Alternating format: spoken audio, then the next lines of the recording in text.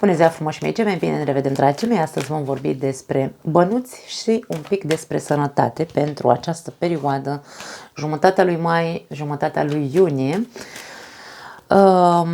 La sfârșit vom vorbi câteva cuvinte despre sănătate. Înainte să trecem la treabă, vreau să vă anunț că am activat subtitrare pe acest canal.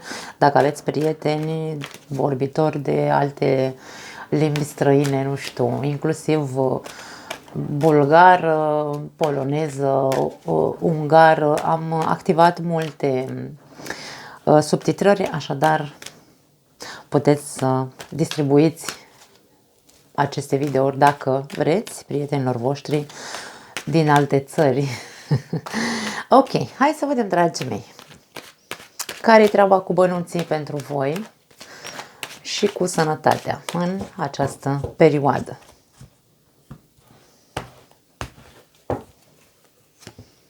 Moartea, wow, mare schimbare aici în plan material pentru gemeni, as de spade și justiția, hei, foarte interesant aici. Unii dintre voi, dragii mei, se termină un proces, probabil dacă ați fost, nu știu, implicați într-un proces în care să vă câștigați un bun, da? Pentru că aici vorbim despre bani, putem să vorbim că se termină acel proces, în sfârșit se va da verdictul în această perioadă. Aș spune că este în favoarea voastră, justiția de câte ori apare, vine și ne spune că ți se va da, nu știu, verdictul. Dacă nu este în favoarea ta, este just, este ceea ce trebuie să primești, da? Nici mai mult, nici mai puțin. 2 de cupe, 4 de spade și magicianul. Poate acest aspect se dă cu ajutorul unei persoane.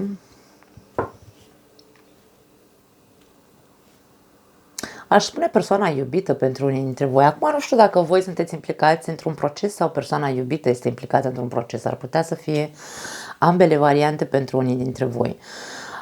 A fost un drum anevoios, a fost un proces probabil care v-a lăsat fără niciun pic de energie, dar în sfârșit puteți să răsuflați ușurați. Unii dintre voi poate ați avut proces cu firma la care lucrați, pentru că 2 de cupe ne poate vorbi despre lupta care s-a dat pentru un contract de muncă, da? Aș spune că e pozitiv. Tot ce văd aici este pozitiv. As de bâte, 5 de cupe și rege de monede. Da, continuăm cu pozitiv, cu toate că vei rămâne, îmi vine să spun, cu un gust amar, cu amintiri, hai să zicem, dureroase. Dar e vorba, nu simt durere atât de mare cât simt un gust amar. O ușurare în același timp, dar și un gust amar, da, amestecate. Aici vedem îndrăgostiții din nou. Deci aici este foarte clar că pentru gemeni se va semna un contract. Poate are legătură cu acel verdict, da, se semnează, se ajunge la un pact, gata, se termină nebunia unui proces.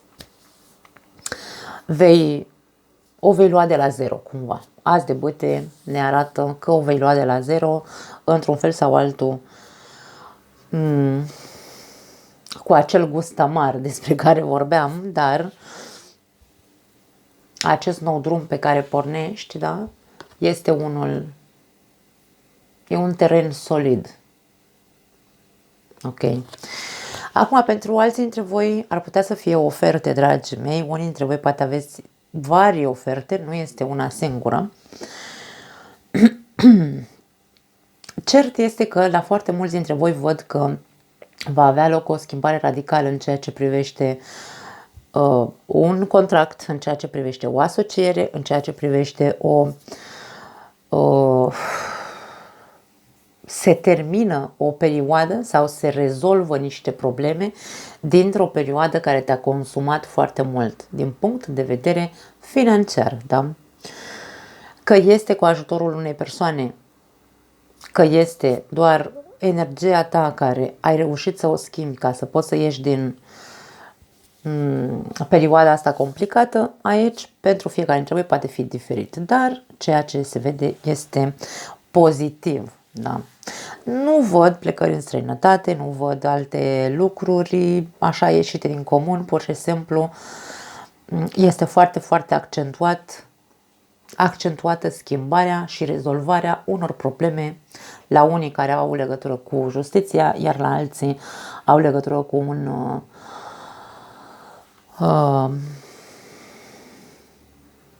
contract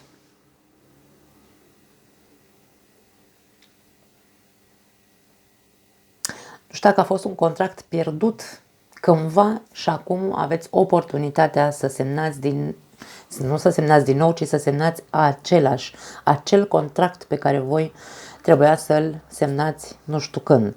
Și a fost ca și cum tu, dacă aici vorbim de energia ta și nu vorbim de intervenția unei alte persoane din exterior, vorbim despre acea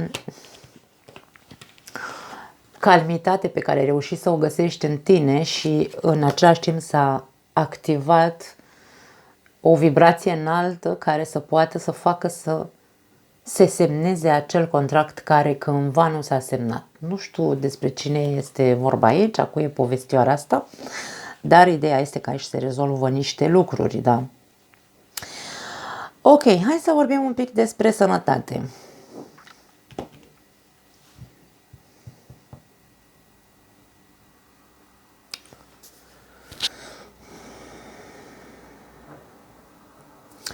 Pentru unii dintre voi, în legătură cu sănătatea, probabil că ar trebui să vă dați seama că veniți după o perioadă destul de extenuantă, poate o mică depresie pentru unii dintre voi. Și aici e ca și cum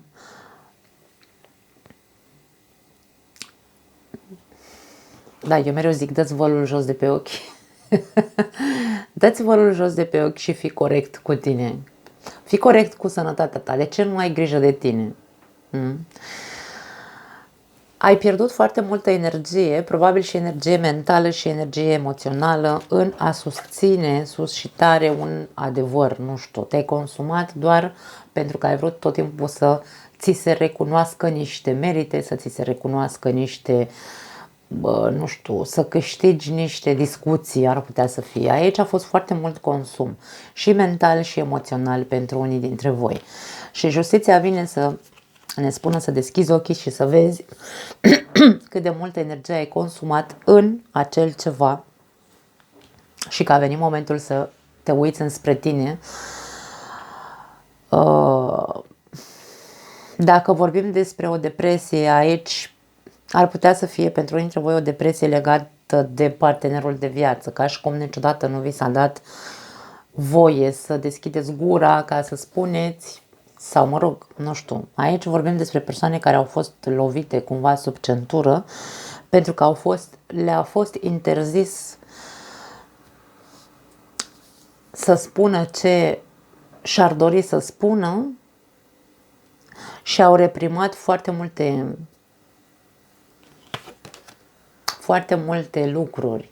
Au păstrat totul înăuntru și au reușit până la urmă să ajungă să se dezechilibreze din punct de vedere emoțional. Sănătatea, nu pot să spun că vedem probleme de sănătate, pur și simplu sunt avertizări să deschizi ochii și să nu mai faci așa de acum înainte. Nu-ți mai consuma energia emoțională și mentală, indiferent că e vorba despre partenerul de viață, pentru că nu ai de ce să susții întotdeauna că tu ai dreptate, da? Fiecare dintre noi avem dreptate în felul nostru. Aici trebuie să-i dăm dreptul la replică și celuilalt. Ori tu n-ai dat voie să celălalt să aibă o replică, ori ție nu ți s-a dat voie să ai o replică. Aici pot fi valabile ambele variante și dacă tu ești cel care ai susținut să ai dreptate și nu i-ai dat celuilalt voie să, da, la replică, aici este doar consumul tău și, cum se spune, n-aș spune furie, ci e pur și simplu frustrare. ai strâns multă frustrare, da? Și aici este vorba de, dă-ți seama că te consumi pe degeaba, nu ai de ce să susții sus și tare că adevărul tău este unicul adevăr. Într-un fel sau altul, pe acolo vrea să ne spună această etalare că trebuie să fii foarte atent și să deschizi ochii, da? Ai oportunitatea, ai șansa să remediezi, îmi vine să spun, dacă a fost doar o mică depresie, cădere animică, să zicem așa, dă-ți timp, da? Dă-ți timp, retrage-te, odihnește-te în condiții și nu văd niciun fel de problemă de sănătate pentru voi, da? Alții dintre voi, dragii mei, încercați să vedeți dacă nu cumva avem aici o exagerare cu băutura, ar putea să fie pentru alții dintre voi.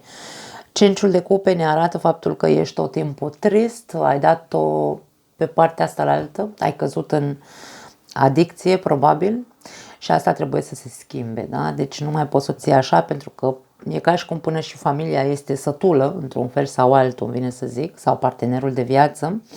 Ți se tot spune, iar tu nu accepti sau nu recunoști. E ca și cum, n-aș spune neapărat că bei pe ascuns, ci e pur și simplu ideea de, dacă cineva îți spune despre, îți atrage atenția despre aspectul ăsta, tu deja e ca și cum pleci, trântești ușa după tine sau nu, dar pleci din prezența celor persoane care spun. Moartea zice că trebuie să-ți schimbi această atitudine pentru că tu ești conștient, tu știi că nu e ok ce faci și ar trebui să începi să remediezi acest aspect, da?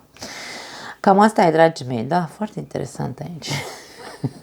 Nu mai am altceva, vă pupăcesc, ne vedem data viitoare. Ceau!